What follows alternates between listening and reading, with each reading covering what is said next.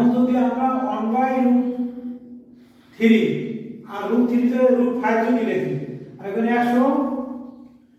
127√3 পরিবর্তে 125√5 লিখব, তখন সব এক নিয়ম, আমরা খালি চেঞ্জ করে দেব।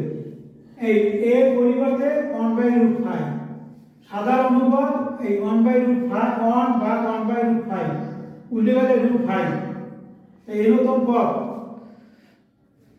125√5। এখন এরকম পদে ভাগ আছে কত? 125√5 1/√5 একই নিয়ম আগের মতো। আগে বেশি √3/6, এখন √5 এর পর 6, আর এখানে √5 এর পর n-1।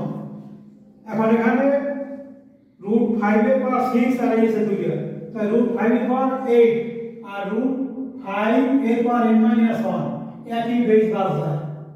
√5 আর √5 বাদ দিলে থাকে 8 সমান n-1, সুতরাং n সমান 9।